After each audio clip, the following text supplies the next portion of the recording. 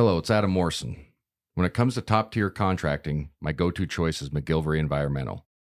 I know a thing or two about excellence, and that's exactly what you'll find with Kip McGilvery and his team. They're not just any contractor, they're the best in Spokane and North Idaho.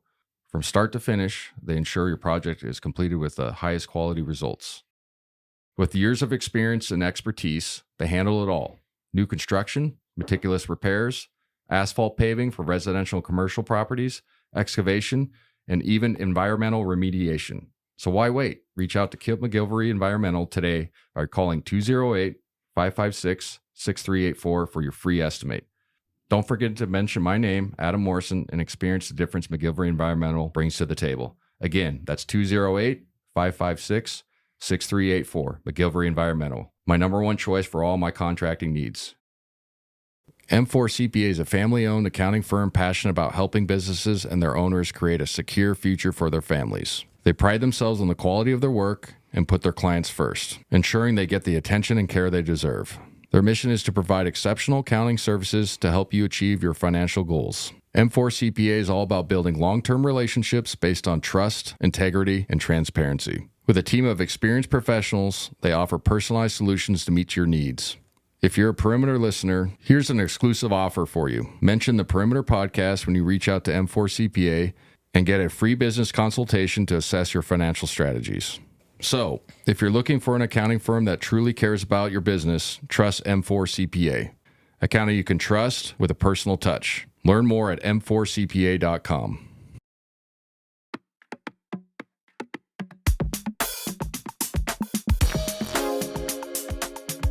Welcome to the Perimeter Season 5, Episode 17, presented by McGilvery Environmental, Idaho Central Credit Union, M4 CPA. Interesting topic or episode, I should say, this week. Loss against Portland, so I think everybody wants me to go over that game. And then we talk about a great win against Oregon State. And then WSU and then Santa Clara coming up on the road. Santa Clara 38 in the Ken Palm, so that's going to be a quad one opportunity. They're second place. They're playing really well. Yeah. Off to their best start in conference play since I think Steve Nash was there. So a lot of things to go over. Are you hungover like me a little bit from the Super Bowl? A little bit. Just a little bit. Watching highlights and being on cloud nine forever. Yeah. It was a great night. It was a blowout. Yeah. It was fun to watch, but that defense is really good. Anyway, everybody knows that, but I feel like they're going to be good for a long time. I mean, not saying you're going to win Super Bowls, but like be in the mix every year, which is all you can ask for in that league. You know what I mean? Like anyway, but 100%. Yeah, had a few too many, not crazy, but just like I have to get up and do something today. So yeah.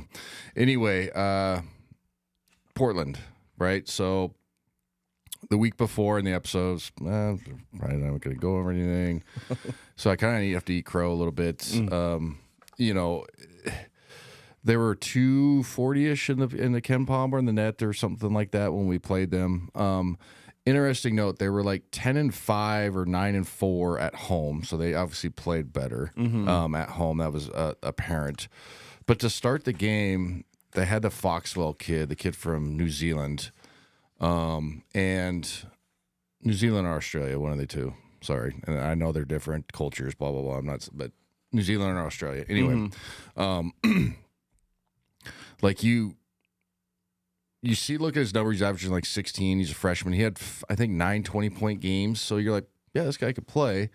But then also sometimes when you look at that on numbers on teams that are below 500, you question a little bit, and that's not a knock on him, but you're like, well, how productive is it towards winning? Yeah, you know what I mean, especially if you don't watch it live. And sometimes it's, it could be one of the two things. I've seen guys score a ton on bad teams and keeps guys in games, but I've also seen teams that revolve around one guy and he doesn't affect winning, but he puts up numbers, right?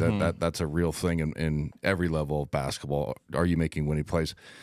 And I got to tell you, the first 4 minutes, every single ball screen he came off of, and I think he scored the first 4 times, or he was 4 for 4 to start.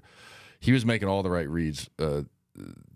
right away. And so Yeah. I was like, oh, this is going to be a lot to handle tonight. Not just because he was making the shots, it's just how he was surveying the floor.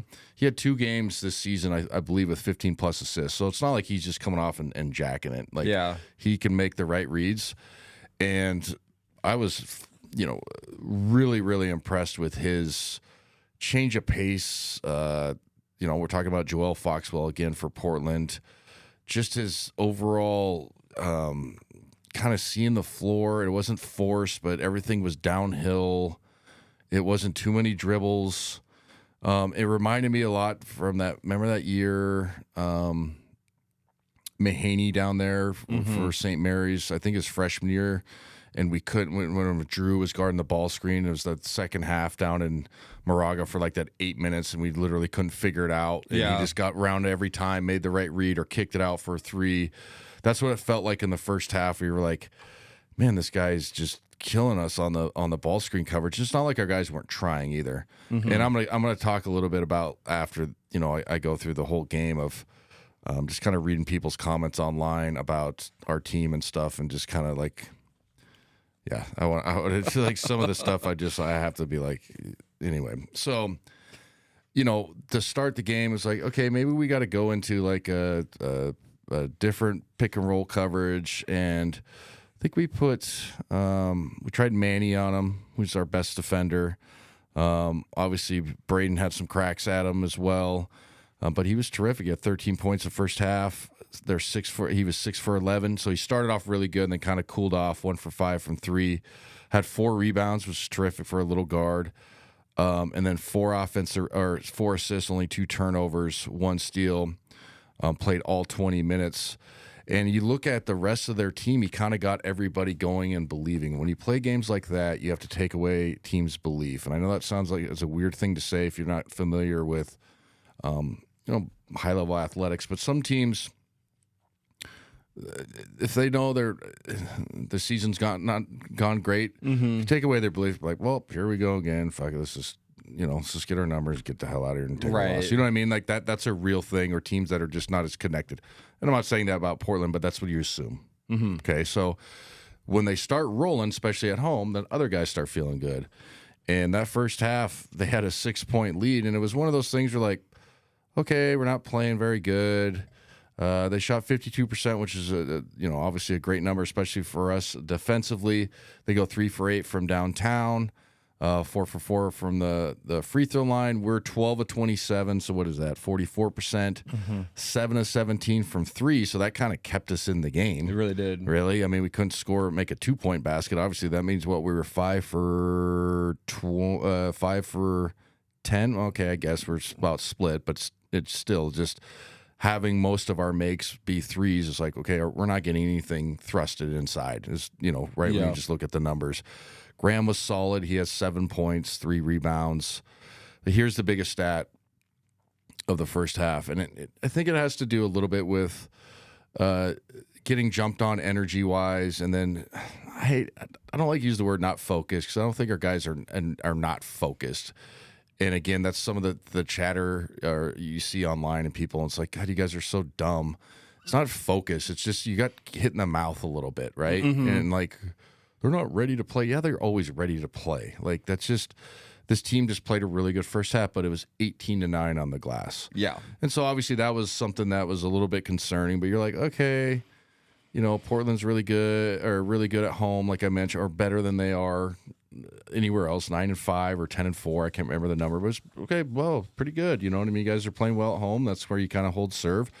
But you expected Gonzaga to come out on the second half and put together kind of like a little mini run, and then get back into it, and then make them, kind of get nervous or make, more plays. And so to start the second half, wasn't worried, but it was also like, oh, this is kind of cool, man. They're good for that Portland. They're playing us hard, man. Yeah, but you always talk about, like, on the broadcast and in this podcast, like, it's nice to have these games be close, because you don't always, I guess we want to blow people out, but like, it's better for you to call it, and it's better. Yeah, it's better to watch. For me. It's better to watch. It's too. better to watch, and like, obviously, there's a good mix. You want a mix of them, but also, the years that we went to the Final Four, especially the 21 team with Corey and that crew, every game's so boring. I remember my 35. It's like, well, okay, what else do you want? You know what I'm saying? Like, sometimes I get tired of hearing that too. Yeah. It's like, and then you get we're playing a JV team. It's like, no, these Division I basketball players, man. Like, you know what I'm saying? Yeah. And like some of these guys, like this Foxball guy, I don't know how much they've been on TV, but he knows he's on TV. He knows he's, playing the number 6 team at the time in the country. Yeah. Probably he's like, how come I didn't get recruited to a place like that? There's, smaller college guys, have that. I had that chip on my shoulder, even though I went to Gonzaga. I didn't have any of their offers. I had that chip on my shoulder all the time. We played bigger teams like, I'm better than how the hell did they pick this guy? You know what I mean? Mm-hmm. Even if you're making it up in your own head. Yeah. So, like, my point is, like, those guys don't just come in and lay down because you're Gonzaga. Right. Right, and our guys know that. So I'm talking to the fans that sometimes complain like, "Well, we should be winning by 35." It's like doesn't really work that way. No. Some teams, yes. When you have like I said, that 21 team. How many pros do we have on that team? 4. Mm-hmm. You know what I mean? Yeah. The guys that like play in the league. You know what I'm saying? Like, who knows how many guys on this team are going to play? But you get what I'm saying? Yeah. So No, definitely. So we get going in the second half, and we finally got Graham really the ball, and it was kind of like what we had to do because nobody else can make a shot. We go 14 to 38 in the second half, so even worse. We got a lot of field goal attempts. 3 of 13 in the second half from 3, 16 to 26 from the free throw line. So 16-20. So we got a lot of free throws. We got to the line. The game got tighter. Obviously, the officials called a lot more hand checks and things of that nature. But go 10 for 30 from 3, 33%. Now, again, people have listened to the show and understand. I don't want to be a hypocrite. Sometimes I'm like, well, if you go, effective field goal percentage, you got 10 times 3, so you get a point of shot. On 30 attempts, it's not great. You know what I'm saying? You want to be better than that, is my point. So, like, when you're the 6 for 18, okay, but you didn't take most of your, your field goal attempts from 3, right? You get what I'm saying? Mm-hmm. So we crawled back on the rebounding a little. We ended up -5, but which is a crazy kind of stat. So they went at 32 to 27. They go 16 to 23 in the second half, 70%. So obviously they shot it really well in the first half. They go 4 for 8 from 3 in the second half, 12 to 16 from the free throw line. So they go 7 to 16 from the 3 for the game, 16 to 20, 80% from the free throw line, and shoot 59.5, 32 of 54 from the field.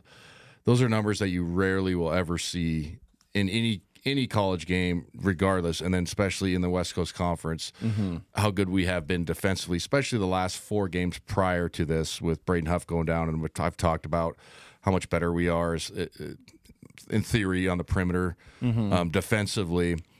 So I attribute it to a couple things. They shot it out of their mind. That Foxville kid really just went bonkers in the second half again. You know what I mean? But again, he was 11 of 18, 3 of 8 from downtown. He had 4 rebounds, 8 assists, 4 turnovers. So he had a terrific game, 27 and 8 and 4, right? Okay, terrific game. We started to trap him, and other guys got open, but it was nice to see that. But they made shots that they normally don't make as far as, when you're watching the tape. Mm-hmm. So you got to attribute some of that. Some of it was defensively, our rotations were bad, especially on the weak side ball screen stuff, like low hole and stuff like that. And they got some layups. Yeah. So there was probably 4 or 5 of those field goals in the second half that were just bad rotation stuff. And so you got to be fair on, well, they shot 70%. It's like, yeah, if they shot 70% and there was a complete hand in their face, I'd go, great game, completely. If you really look at, how they made that run or how they sustained it with the 70% field goal percentage. A lot of it was bad rotations. A lot of it was Foxville splitting the defense, getting us, kind of scrambling around, no set defense and things like that. And then it wasn't lack of effort. It was just lack of urgency, I guess, on some of the rotations. And again, I don't like to give fodder to people like they're not playing hard enough. I think they were, and it got to where it just snowballed. Yeah. But that second half was, I mean, very unusual. They go 16-20, I mean, 70%, which is crazy. And they made some shots that were just, okay, congratulations. Yeah. But I gotta tell you, man, that Foxwell kid is good. And it's not just that. It's not just the game he had. I'm looking at, okay, how do you read ball screens? Do you disorganize the defense? Can you get in the teeth? Are you chucking every time? Are you looking for your teammates? He was doing everything. And he was terrific. And terrific freshman. Obviously, probably is going to win freshman of the year. You know, we have probably the other best freshman in the league, Fogel, but he hasn't played as many minutes. You know what I'm saying? Right, So yeah. like, he's probably going to win that award. Probably be an all league kid. Actually, I mean, his numbers are good enough. We'll see. They really are, yeah. But they had the Cameron Williams guy had a good game. He had 14. He had 5 and 9. The ball singer Webb had 13, 4 5. He has 9 rebounds as well.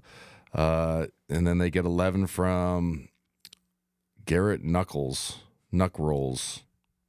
Nuckolls. I think it's Knuckles, yeah. Knuckles, yeah. I kept thinking Sonic and Knuckles. I almost did a reference on the air, but I was like, nobody gets this one. But remember that game? Yeah, I remember, yeah. And then the guy off the bench, the O'Donnell kid, I think he played at San Francisco earlier. He had 16. He goes, what's that, 6 of 8, Yeah. 4 for 4. So, like, again, they had guys that kind of played out of their deal. Is it a bad loss on paper? Yes, because it's a 240. Does it move us a seed line? I don't know. Yeah. Maybe. Maybe. But also, like, you're allowed a shitter every once in a while, right? And I know that maybe I sound like a company man right now, but also, like, guys had a good game. They lost on the road. We lost to San Francisco on the road and St. Mary's my sophomore year. Now, were we as good on paper? No, but that year we were pretty good. You know what I'm saying? And then we made a nice run after that. Yeah. You know what I'm saying? So, like, it happens. You're not invincible. We are missing still Braden Huff. That's going to be the reality of the rest of the season, in my opinion. Don't know for sure, but in my opinion. But their second half was just kind of one of those where you're like, oh shit, we're not going to come back. Like, we kept, me and Huddy were like kind of waiting for the you know, that little run. We did make a nice little run towards the end of the game, and it made it like interesting and made them have to like inbound the ball and things of that nature. But we just couldn't get over the hump. Graham was terrific, 24 points. Davis had a good game at 10. Mario had a solid game. He had 12, but he was 4 for 10, but 4 for 8 from 3. But other than that, we didn't get really much production. Tyan was okay at 9, you know what I'm saying? But when you shoot 40% as a club, nobody's going to look good offensively except Graham. Yeah. So, yeah, it was obviously it was a little bit shocking. We've beaten them 20 times in a row. But, like I said, it's not, I don't know. It'll affect our March, but it's not like a death sentence thing, in my opinion. I don't think it's, I mean, I just saw I just looked at the standings. The coaches poll just came out. We fell to 11th in the coaches poll, which is, I imagine, will be similar in the AP poll. Yeah, so 10, 11, whatever. Yeah, Perfect. but I think the first thing I said after the game was just like, at least we lost this game right now. Yeah, like 100%. And the same thing happened last year, and yeah, Santa Clara or whoever we lost to on the Oregon road. State. Oregon State, yeah, there you go. And you're just, I mean, you just next game basically. Yeah, I mean, you just look at, you know, I know. So I had to come back home for my daughter's senior night, so I didn't go down to Oregon State. Obviously, watched it. So the itinerary completely changed, which I think people will find this funny. It was originally I think you were supposed to have a day in Portland, supposed to go to the Nike campus, obviously practice, and then probably do whatever they can do now that you can do with NIL or whatever. You know what I'm saying? Like, it's not, you know, be careful. Don't take a shoelace. You know what I'm saying? Right. Like, all right, let's go check out Nike campus. And then I think the itinerary changed to, I think, 11 a.m. They all got the fellas up, had breakfast, and watched the whole game with Coach Few. So I was like, I had to go home. I was like, that was one that I would love to sit in on, just to have shared trauma with these guys, because to go through that that PTSD again of watching a whole game when you know we're dog shit and you got to sit there and listen to it like, not clips. start to finish, Start to rewind, finish. rewind, rewind. Oh my gosh. So I was like, man, I would have loved to be in just to sit in it on that and just kind of be like, oh yeah. How long does a session like that take? Like a couple hours? Yeah, sometimes it does. I mean, and sometimes it's at least an hour. And the hardest part is to like stay engaged, obviously. Mm-hmm. And then the hardest part is like, this is gonna sound funny, but like try not to laugh because some of the quirks and stuff are funny because everybody's getting it. Yeah. So you have to act like you're not, like when your friend gets chewed out, like when you get chewed out, like a good chewing out's fun sometimes. When you look back at it, you're like, I kind of deserve that. Yeah. And it's funny if you think about it. And so, it was probably not a happy time. But I think overall, like I said, they have a really good second half. They shoot. The effort was okay, but again, I'm going to push back on some of the people like these guys are soft and all this crazy shit. And it's like they had a bad first half, and then they literally couldn't miss Portland, and then it snowballed, and we just couldn't catch up. Like it was too late, and also like okay, good for them. We'll never play there literally ever again. Yep. And they got that snide off their back or whatever, and rightfully so. Cool. I was going to ask you, what do you make of them shooting 30 3-pointers? See, that's where I think that game got kind of away from us. Was obviously Graham was terrific, but we kept going to him. But then it was like we couldn't turn the corner or anything else and get any thrust. And analytically, I've said it before. There's some people that think we don't shoot enough threes, just percentage-wise, and you could argue that they probably are right. But we make so many twos. Like what was that stat you had? Like third in the country or something, something like that. In twos or whatever. Percentage of our points at twos, exactly, right? yeah. So like, why would you go away from that? So there you go. There's the answer. Why? Yeah, I mean, if you don't, right, and if you do take too many threes, you don't make them. It looks terrible, right? It doesn't look terrible. It's hard to win. But some teams, predicate on that. But that's personnel driven, in my opinion. We've had teams, and it wasn't analytic driven as much as it is now. But do you remember the year I GA'd when we had Kevin, Gary, Sam Dower, and then Drew Barnum was our sixth guy off the bench. We shot 25 threes a game that year, and that was a ton for whatever time period that was, 2014 or what, I can't remember, but 2013, 2014, whatever it was. But that was our personnel. We had Kevin Pangos, is one of the best all-time three-point shooters we've ever had. Yep. Gary, same thing, but they were small guards. So we kind of had to predicate on it, had to live with some bad ones. And then Drew Barnum was our our backup four, and he was a wing, but he was playing for four, and they literally told him, like, if you're open from three and pick and pop, shoot it every single time. Yeah. And that's what he did. And I remember sitting to one of the assistant coaches, because I was GA, so I was on the second row, and I remember he bitched every game about, I'm not going to say his name, he's no longer the pro. It's not a bad thing, but he just bitched every game. We're shooting too many fucking threes. And I was like, the sixth game, I was like, dude, do you see our fucking team? Yeah. Literally. Yeah. I was like, do you see, like, and this is not a knock. Like, we had Stocks, Sam, we had 7 guys. And so my point is, like, personnel-wise, you have to shoot threes sometimes. We got away from ourselves a little bit in the second half in that Portland game. Yeah. And it hurt us. Yeah, 10 for 30 is not great, obviously. So, again, without sounding like a company guy, I've come on this. If people have listened to this show, I've come on here and hammered our team before when I think it's just lack of effort or lack of focus. I don't think it was that. I think it's just they got the snowball started rolling, couldn't stop it. Yeah. But then you also look up and you're like, okay, we're 22-2 guys. Okay, right? Take it. Yeah. Yeah, you just you take the loss and say congratulations, Portland, and we'll see you in senior night and. That's it. Yeah. Really impressed with our Foxwell kid. Again, I'm going to go into a mini rant. Let's hope he can stay there. They can keep him. Yep. It sucks because he's really talented. He's averaging 16 as a freshman. Like I said, he has multiple games with high assists, turns the corner. Now, the cautionary tale for a kid like that is, don't go just chasing stuff. Yeah. Because that, like, they're letting you run around and you're coming off multiple actions. You got to shoot quote unquote bad ones too. But he was fun to watch, man. Yeah. And he was everything that everybody kept telling me.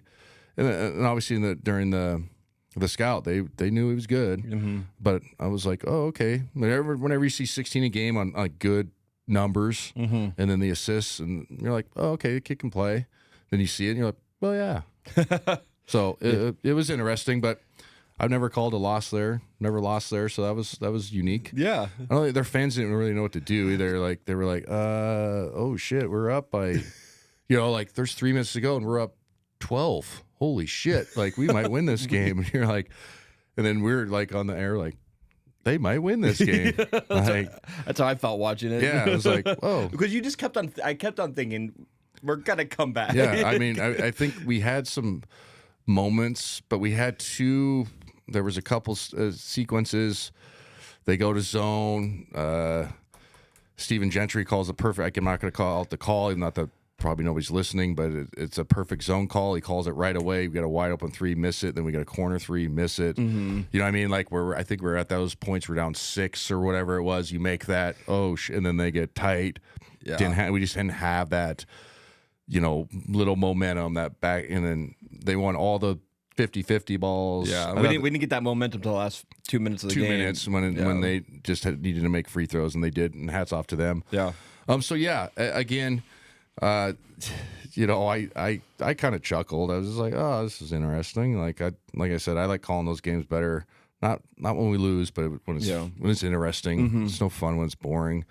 And I think people listen to my broadcast they can tell because sometimes I don't even say anything for like 2 minutes. It's like Huddy he's like waiting for me to say something. I'm like, I don't even care, man. I'm thinking about something else. Or, I mean, seriously, it's so boring. Like, oh, Davis Fogel with a nice rip and go, nice.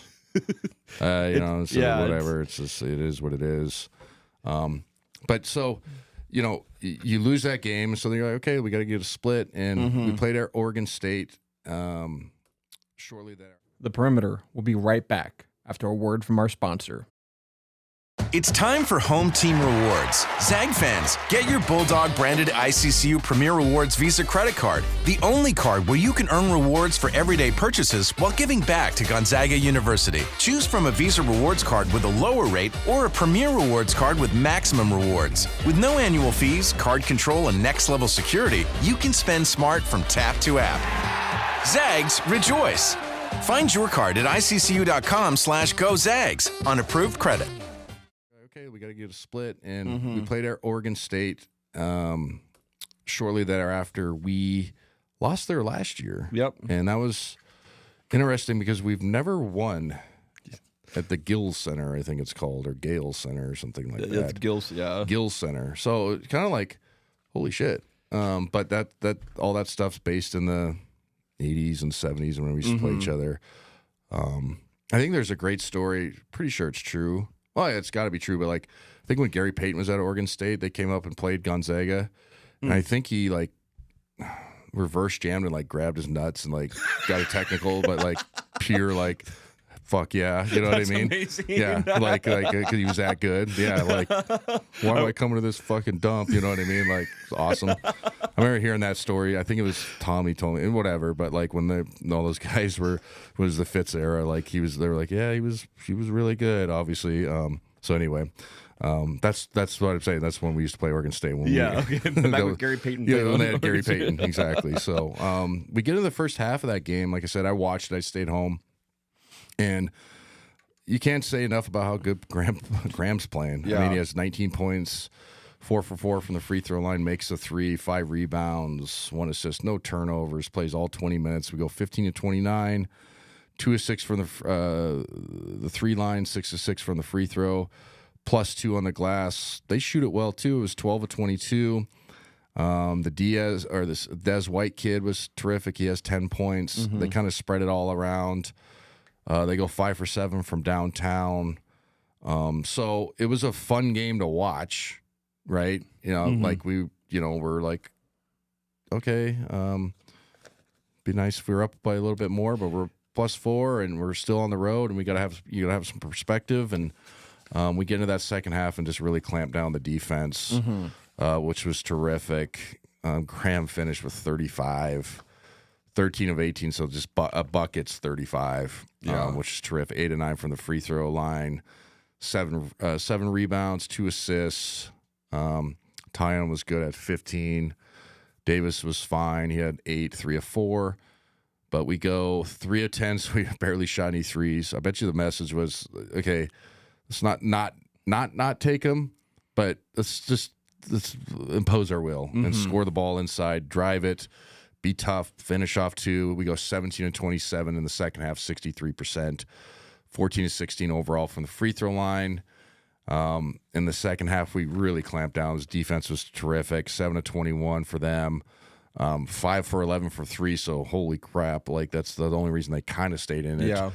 They go 10 for 18, but we hold them to 44%, 10 of 18, from 3, so they shot it well from 3. But other than that, we dominated every other aspect, 30 to 21 on the rebound, so obviously plus 9. How many turnovers before? 9 turnovers, but here's the stat for that game. We have 20 assists, only 2 turnovers, lowest in the modern era or whatever. Yeah. Whatever, they've been keeping track of turnovers. So message was sent. Message was received. Message was taken in. It's a good bounce back win. Obviously, like, Oregon State's not the world beaters, but you got to play plays in front of you. And so I was proud of our guys for bouncing back. It's not fun losing a game like that, especially when you go on social media and everybody's, this team sucks, and all that stuff. And I get it. We have a good fan base, but sometimes it's just like, it's so the sense of like realism or whatever of reality for college basketball, college sports is just lost, I think, on some people. It's fanatic is fan fanatic. I get it, but like, and again, I'm not a guy that's like, you should like these guys no matter what. Like, I thrive on being a pessimist. I'm a glass half full guy, so I get it. Yeah. Shit's always going to be bad. That's how I live my life. Like, shit's always going to fuck up, whatever. But when stuff is good, for the most part, 99% of the time, you can't freak out about the 1%. No. You know what I mean? Like, literally, some of it's just like, it's so hard being a Gonzaga fan. I would be like, you're 22-2. The fuck are you talking about? Oh my gosh. Seriously, I just don't understand. I don't get it. I don't get it either. I don't. The immediately thing I hear from people after that loss is, well, obviously this team's not winning a national championship, and I'm just like, that's where your mind's at right now. I know, we always want to win the national championships. It's always the goal, but like, we go from losing just 1 game this season to 2 now, and now we're just like, it's over. It's over. Pack it in, guys. Fuck it. Just whatever. And it's just crazy. I don't get it. But like I said, people have a right to be upset. Yeah. But we have a good fan base. But sometimes I'm like, geez, man, like, you guys calm down. Take a deep breath. Mm-hmm. Like I said, they shot 70% in the second half. Like, they just made shots. Right? Yeah. And if we make some threes and it's a tighter game, all that stuff. But the 3-point shooting stuff is still going to be a topic. Mm-hmm. We got to get our 3-point shooters going. They got to make shots. It's good looks. Mm-hmm. Good looks to be had. You got to step up and knock them down. I know it's like such a weird, it sounds like lazy, analysis, but it's just like, make them. Right.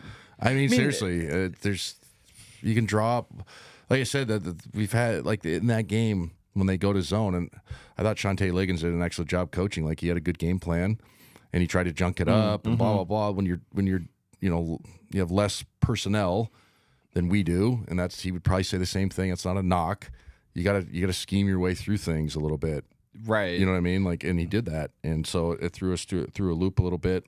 So yeah, I think one of the best parts of the show is that you're an ex-player for Gonzaga, and you know what this mentality is like to go from one game to the next. Like, most fans don't have this experience, and so, like, when you talk about it, like, you bring perspective to losing a game like that. Yeah. But as a player, like, you lose a game like that, and like, Graham Ike was immediately there saying, made a YouTube video saying this will not happen again. Yeah. And I mean, what type of mentality would you have taken after a loss like this? I said, we lost to San Francisco my sophomore year at San Francisco.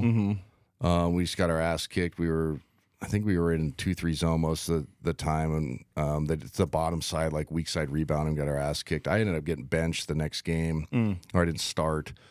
So the mentality was, obviously better get our asses in gear. That type of mentality. But when you have a good locker room and a good culture, guys it's gonna be self-led, team-led.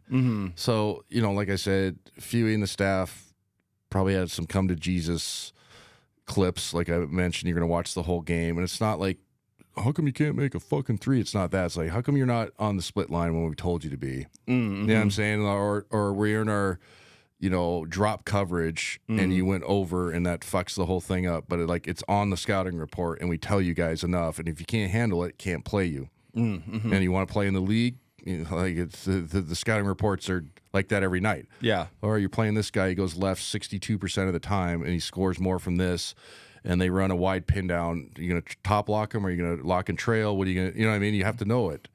So there's no excuse. But, having a leader like Graham, having other guys who've been around Jalen, I know he's new to the program, but he's been around college basketball. He's a tough kid. All those things, Braden Smith. That locker room was like, let's go, guys. Yeah. And so I was proud of how they responded against Oregon State. And like I said, it's going to be a, air quotes, bad loss, but it's not. I don't think it's going to move us from like a whatever seed line 3 to 9 or something like that. Yeah. Maybe a seed line, maybe 2. I doubt it, 2. We also got to assume that we still gotta go win some more games. We do. We have to. I know. So now it's now the WCC's shaking out, and we got Santa Clara coming up, Washington State on Tuesday. Tomorrow, again, it's no disrespect, but the Santa Clara game is, if we beat Washington State, it's most important because Santa Clara has only got one loss, us, and they're 38 in the Ken Palm, so that could turn into a quad 1. Yep. Right. So they're a very good basketball team playing their best basketball of the season in some time, like I mentioned at the start. Since Steve Nash era. Yeah. So, that's going to be an important game down there. And, they usually kind of get it rocking in there a little bit. It's a fun atmosphere. So, yeah, we got a lot of games that we got to go win. We got to play San Francisco again, who's good. They're a quad 2. They're a quad 2. Yeah. And then, obviously, St. Mary's down there. And I assume it's going to be their senior night. So it's going to be, grab the pickaxe and let's go to war, right? But... so again, we can complain about it, but it was a bad loss, I guess. But I didn't lose sleep over it, and I'm just being honest with you. Like, it was like just thinking about the game, like having a beer after with Huddy, and we're having a beer, and usually some of the athletic giving guys, what I mean, just the staff. We talked about the game for maybe like 10 minutes, and it was like, oh, they made a lot of shots. You know what I mean? That's literally what it was. It's hard to compete with shooting 70% in the second half. 100%. Yeah. So that's where my thoughts laid. But we're gonna do the McGilvery's Foundation Player of the Week, Graham Ike. Yeah. Duh. Right. That leads. That leads in perfectly to. He is our McGilvery Foundation Player of the Week, which goes into our M4 CPA stat of the week. And I just thought this stat was amazing. Was over the past 5 games, Graham Ike has 146 points. Obviously, he missed a couple games in there. Yeah, there's 5 played games. 5 played games. Yep. And I was like, that's a lot of points over 5 games. And I was like, I need to put this in perspective because that doesn't really mean anything if you don't match it up to other grades. Kelly Olynyk had, in a 5-game stretch, had 122 points. 13-14. 13-14. Kyle, Drew Timme in 2022-2023 had 138 points in 5 games. Kyle Wilcher had 143 points in 2015-2016. And then you had, in 5 games, had 185 points. 05-06. I wonder what stretch games those were. Anyway, doesn't matter. Yeah, he's playing at a high level. Yeah. He's really stepped up to being the only guy inside. I mean, Jalen counts as one, but, as a true back to the basket post. Izzo's not playing very much, and so Graham's kind of just taking over that role of the scoring. So yeah, I like I think you put on the deal here, and you're right. It's like the McGillivray Foundation Player of the Week. It's just we should name it the Graham EK Player of the Week. Right. I mean, he's such just a glue guy, and he's really just mentality's great. And I just think he's one of he's going to go down as one of the greats as a Gonzaga player, and yeah, that'll be something we have to talk about it. Maybe at our end of the season deal. Yeah, we'll do. And I don't hate doing it, but I know people want to hear it. Where you rank stacks up and all that stuff. Yeah, because it's hard because there's so many good ones, and then there's a lot of good ones that don't have the numbers that reflect the impact because it was a different time period. Definitely, yeah. And so, when you hear it from former players, a lot of times some people think, well, you're just saying that because you know him. It's like, nah, actually, that guy was a tough SOB, man. He was pretty good, but we were throwing, you played with me, you probably weren't getting the ball. Right. You know what I mean? Yeah. You got to get it off the rim if you want it. So, yeah, he's been terrific. And that past 5 games, that's the M4 CPA stat line is pretty cool. So, and I was gonna say I could not see game logs for John Stockton or Frank Burgess. Stocks probably didn't score that much. And that's not a knock. Frank Burgess he probably had. I think one season he was averaged like 38 or something. Like he's obviously second all time or whatever he was. I can't. Second or third or whatever. I think I'm fourth now. So yeah, he was third. I don't know. Anyway, you know what I'm saying? Like he was obviously terrific, but modern era. That's fine. Era, Modern era. But you got the ICCU question? Yeah. So this is a question that comes from me. I was writing this last night after the Seahawks Super Bowl win, and it kind of struck me. This has been coming up a lot for the Seahawks over the last year. Is that the mob mentality, the mission over BS, and it feels like Gonzaga has always had a similar mindset. Anyone who's listened to Mark Few over the years knows that there's a consistent mantra there. And the question I have is what were some core ideas that you took from Fewy when you played for him?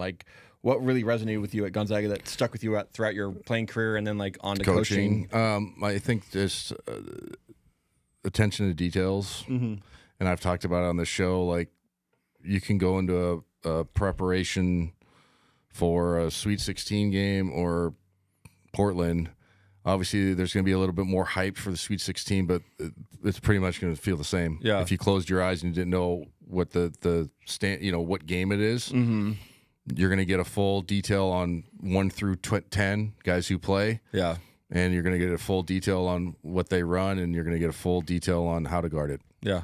And he never takes that lightly. So a lot of good coaches are like that, but it's when you see it up in person, you go, oh, okay, this is why they've been so consistent, because he doesn't take any slack on that, and the assistants don't either. It feels the same, and so it just creates a standard of this is how hard we play, this is how detailed we need to be, and this is what I expect of you. Yeah. And so when I've obviously I just coach youth sports, but I try to have the same mentality, this is how hard we play. Yeah. This is what I expect out of you every single time. I know we just beat that team by 35 2 weekends ago. Yeah. They're pretty good, you know what I mean? So that's the biggest thing I've taken from him is attention to detail. And all good coaches are like that, but until you experience it and see it up front, you wouldn't know what it really means, because it borders on the line of not obsessive, but OCD, but you can't be too hard on it, because then it drives people the other way. Yeah. So you have to have a fine balance with it.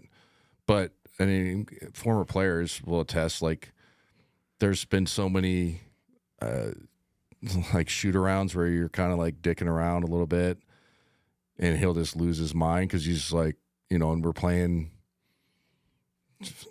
Pacific for the second time this year, and we won by 40, whatever.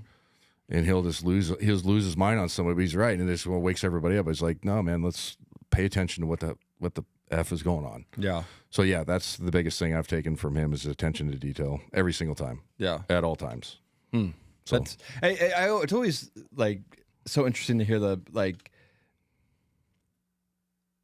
I just don't think fans know how much goes into No clue. you think I think people just think the players just go, like I used to probably think this, Mm-hmm. the players just go out in the court and they just play. And like there's so much more that goes into it. And when you have guys that are like Jalen Worley and like Ike and who, I mean, even Steel Venters, who like they know X's and O's, and they're all probably gonna be coaches someday. Yeah. And then you look and you watch this team play, like you see it, like they know what they're doing, but I think it just shows like the consistency that There's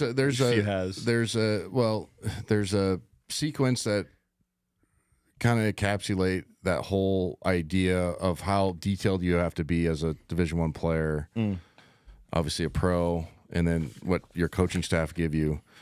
It was Jalen's year, so the COVID year, and I think we were playing BYU, and BYU during that year ran like a weird weave triple ball screen action, but the third ball screen was basically the scoring ball screen. Obviously, they would turn the corner if you messed up your coverage on the first two, but they were trying to get you to be in a certain position so they can come off and run their action, and their guard can make their reads, drop pass, floater, pop, right, hit the corner, all those things. And I remember we win that game, and that's when BYU, they're still obviously really good, but it was when they were battling us in our league. And I remember going up to the office, and Fewy and Tommy were up there because it was COVID, so it was like, hey, let's go sneak in our office, have a beer. It's like when right, because everybody had to go home. Yeah, it's like when we were calling them up top. Oh, yeah, it was that year or whatever. Yeah. And so I was like, Tommy's like, hey Mo, do you like that shit? I was like, what are you talking about? He's like, did you notice on the ball screen we had 3 different coverages for every single on the all 3 of them during the one play? Oh, wow. And it fucked them up. They didn't know what to do. So my point is, like, the attention to detail on that was he had 2 different coverages on the first 2 actions, and then the third one was a different one, but like in the flow of it. And you have a guy like Jalen Suggs, who's a lottery pick, but a freshman. Yeah. But the attention to detail, like, okay, can you handle this? Because other teams would be like, nope, we are going to show by hell or high water, we're going to show no matter what. Yeah. And they get their ass, whatever. Yeah. You know what I'm saying? So my point is, like, though that staff, Fewy, obviously Tommy, you know what I'm saying, have that mindset of just the attention to detail. And I remember, because when he said it, I was like, oh, no shit. Yeah, you're right. You know what I mean? Because I kind of noticed it, but I didn't say anything. And then I was like, oh, yeah, like first one you were going over the top, and then second one you went under or whatever they were doing, and then the third one you trapped it, like, but it was just like boom, boom, boom. But boom. as a player, you have to be on the floor and Have to know it right away. what they're doing. But they're going to give you the staff is going to prepare you. That's something I'll say for anybody that gets online or whatever. And like, again, you're entitled to your own opinion, but when it's these guys aren't prepared, or that's bullshit. Yeah, it 1,000%. And it's not even a company line. Me saying that, company man type of deal. Yeah, you're completely prepared. Scouting reports, multiple views on clips of how they run stuff, walk through, practice, walk through again. You got to. There's no excuse for not knowing. Now you can make mistakes in live action. That's not what I'm saying, but like, okay. Do you remember the game? Start of the year, Braden Smith. I think it was game number 1 in the arena. Whoever played Oklahoma or whoever it was. Yeah. Do you remember? Guy goes left. He overhelps right in front of our bench. Guy hits a 3, and Coach Few just fucking loses his mind. He got in like the doghouse because of that play, but it was kind of like and he's been terrific. I've talked about that, but it literally said on the scouting report, "Do not help off of," you know what I mean? Yeah, like, you're right. Literally, like, don't do that. Just like let him go by you and they're telling you. So that's my point. Yeah. Like, you're going to have exactly what they want you to do. And if it doesn't work, they'll get you out of it. But also, you're going to be prepared. Yeah. Every single time. So to go back, long-winded answer to your questions, that's one thing I've taken from Fewy's, like, always be prepared, never assume. Yeah. And it does wonders for programs. And I've told high school coaches that. I'm like, in my opinion, this is not a knock, but like in high school basketball, if you play hard and you're prepared, like you got half of it, like Yeah. and you can win a lot of games just on that because your talent fluctuates. Yeah. You know, you kind of get luck of the draw, whoever lives in the district. Totally. Right? And there's some coaches like you, like some years, obviously they're terrific, and the next years they're not so great, and you hear parents complain, you're like, the offense, the scheme didn't change. No. It's the Jimmies and the Joes, not the X's and O's. I hate to break it to you. Right? I love that. Nothing changed. So anyway, what do you got? The Perimeter will be right back after a word from our sponsor. It's time for Home Team Rewards. Zag fans, get your Bulldog branded ICCU Premier Rewards Visa credit card, the only card where you can earn rewards for everyday purchases while giving back to Gonzaga University. Choose from a Visa Rewards card with a lower rate or a Premier Rewards card with maximum rewards. With no annual fees, card control, and next level security, you can spend smart from tap to app. Zags, rejoice! Find your card at iccu.com/gozags on approved credit. Anyway, What what do you got? We obviously talked. We didn't not talk about too much about the games, but the Santa Clara game coming up is huge. Is there something that you'd like to see this team come out and do against Santa Clara? So they are a terrific three-point shooting team this year. They always are. They're really good offensively. Let me delve into their numbers real quick. So we're going to have to be really good, especially in transition. Do you got the numbers real quick in your stack right there, Santa Clara's? Yeah. Yeah, thank you. Let's take a quick look. So they're shooting 34% from three, ton of volume, 750. That's a lot. Yeah. Their top half of their scoring guys are 40, 35, 40, and 35 from three, so they can score. They can shoot three. Another guy at 35 that's taken 126 attempts. I can't even say that guy's last name. Look at that. Look, number 2, Sash Gava. I'm not going to try. Gavlaglog. I think I feel like when Huddy says it's like Gavalugov. Yeah, that's what I'm going to get. But anyway, they have 3 guys scoring over double figures, 16, 14, 11. But it's like it always is with this team. You have to get back in transition, and it's a KYP game. Know your personnel. You got to know who you're guarding, who you can help off of. Obviously, it's going to be a road mentality. They get live in there. It's a cool little gym, man. It really is. It's like, it was the first nice one of the WCC. Okay, if that makes sense. Yeah. So they used to have the conference tournament there. Like I said, it's going to be kind of crazy. I played 2 conference tournaments there. I think I won an MVP. I don't know if I won it the second year, my sophomore year. Anyway, we won basically a buzzer beater, stormed the court on their court against them my freshman year. That's like an all-time memory for me. I was on the floor late in the game. You know what I mean? Like I was in the game. It was cool anyway. But it's a team that just like they're always offensively sound. So you have to just, if you can understand their actions and guard them kind of one-on-one, doesn't mean you don't help. They're trying to space you out and get you to overhelp and splash a bunch of threes, make them take tough contested twos. That's for everybody. Right. But especially with them, then you're usually more superior inside. I'm talking about us. Yeah. And physically, we usually kind of dominate the inside, and that's how we kind of usually win the game and space it out. Yeah. But they've played terrific this year. They're 21-5. They might be a team. They're 38 in the Ken Palm. Like, Yeah. they're looking like this could be if they continue to have a great season, it could be an at-large. And then conference, they're 12-1. So this is for first place. Yeah. After assuming we beat WSU. After, yeah. You know what I'm saying? Assuming we beat WSU. So yeah, it's going to be a fun one. I like that gym. It's fun going down there. It's a beautiful part. Santa Clara. I think it's one of the coolest campuses in the West Coast Conference. But a terrific team, man. And they're always good. They're always like a 20 and 22 wins, 21 wins, 23 and 10. NIT sneaking with in the Ken Palm to maybe get an at-large. You know what I'm saying? Yeah. Like, so it's always a good basketball team. So Yeah, we're gonna get probably their best shot. they're gonna get their best shot, man. I mean, if absolutely, I would imagine if they were to beat us, like they would probably go up into the AP. 100%. And the Ken Palm, yeah, Yeah. it'd be a huge quad one for them.